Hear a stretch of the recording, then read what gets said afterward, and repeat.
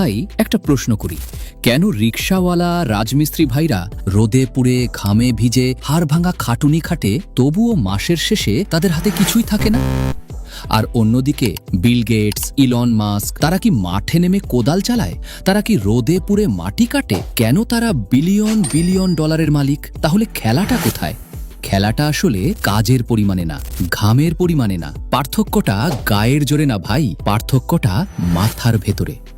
আমরা যারা মধ্যবিত্ত বা গরিব মানসিকতায় বড় হয়েছি, হাতে একটু টাকা এলেই মাথায় প্রথম চিন্তা আসে মানুষকে দেখাতে হবে, তো লাইফস্টাইলটা আপগ্রেড করা দরকার।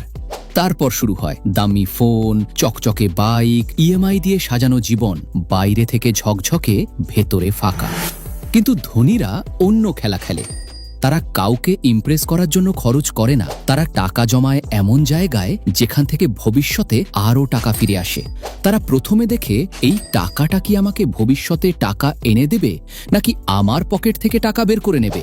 সহজ করে বললে, যে জিনিসটা নিয়মিত আপনার পকেট থেকে টাকা বের করে নেয় সেটা দায়, আর যে জিনিসটা নিঃশব্দে ধীরে ধীরে আপনাকে না খাটিয়েও আপনার পকেটে টাকা ঢোকায় সেটাই সম্পদ।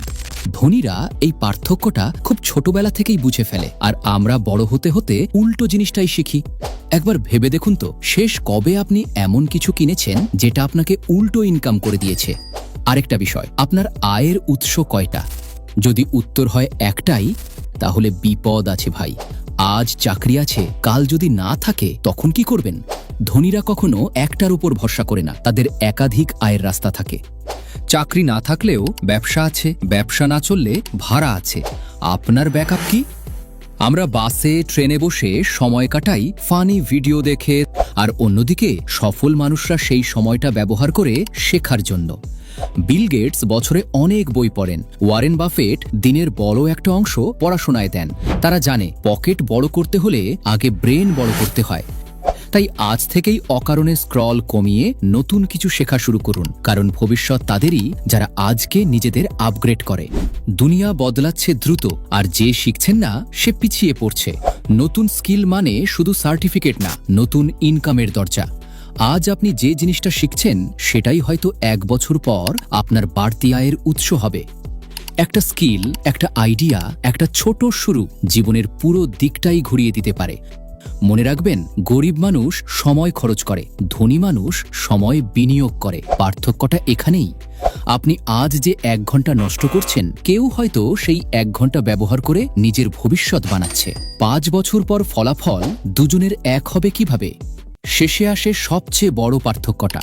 গরিব মানসিকতা বলে আমার কপাল খারাপ, সিস্টেম ভালো না, কেউ সুযোগ দেয় না। আর ধনী মানসিকতা বলে যা হবার হয়েছে, এখন আমি কি করতে পারি। তারা অজুহাত দেয় না, তারা অ্যাকশন নেয়। কারণ জীবন কারো দয়া নয়, জীবন একটা সিদ্ধান্ত। এখন চয়েসটা আপনার। আপনি কি সারা জীবন অভিযোগ করেই যাবেন, নাকি আজ থেকেই নিজের গল্পটা বদলাবেন? আপনার ভবিষ্যৎ একদিন আপনাকে ধন্যবাদ দেবে যদি আজ আপনি সঠিক সিদ্ধান্ত নেন। ভিডিওটা যদি আপনার ভেতরে একটু হলেও আগুন জ্বালিয়ে দেয়, তাহলে সাবস্ক্রাইব করে আমাদের ফ্যামিলিতে যুক্ত হন। দেখা হবে নতুন ভিডিও।